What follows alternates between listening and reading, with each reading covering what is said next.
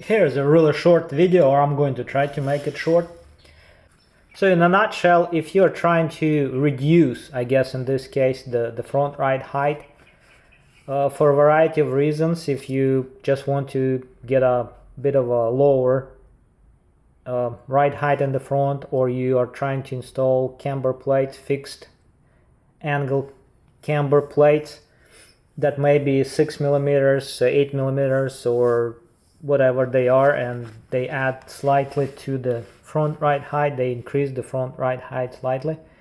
So to reduce that back to normal, or just reduce it because you want a bit of a less height in the front, all you have to do is get these strut hats replaced. These are regular rear wheel drive strut hats, and this one, well, this is a used part. This is a well-used part, and this is the strut hat of a E90 XI model.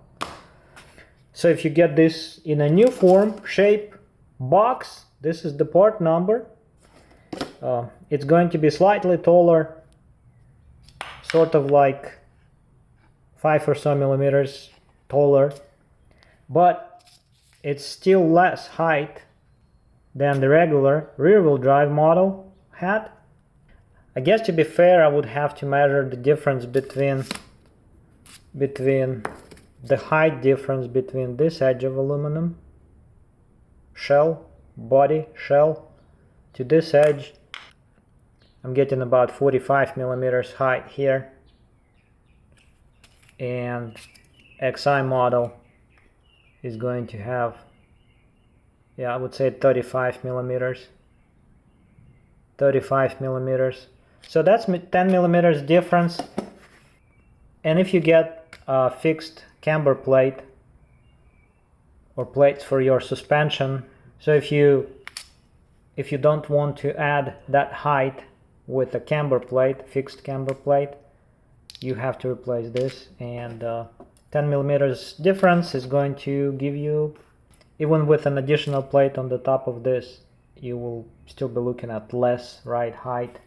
It also feels like this one is slightly heavier.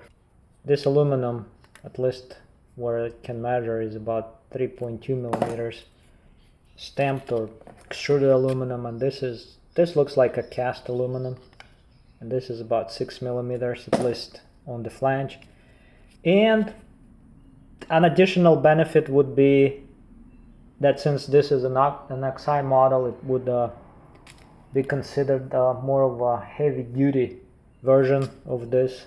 So this flange that sits against the strut tower top is actually thicker, and it also has a larger surface, I guess, a larger contact surface wherever it contacts the strut tower.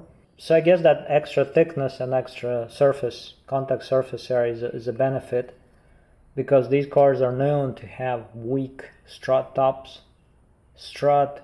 tops that mushroom a lot. So I guess as far as the installation goes, it's all the same. These bearings, I guess, are the same. The way they are installed is the same. There is not much difference really, the diameters and everything.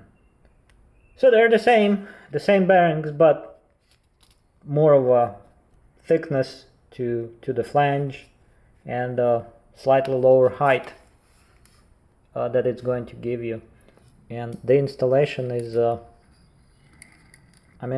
is nothing to it really. It will work just as a factory setup should work, because it's all factory. There is no interference, there is no unwanted contact areas anywhere. This gap is slightly smaller, but it's still a gap. So there it is. That's an easy way to drop the front 10 millimeters down if you're looking for that.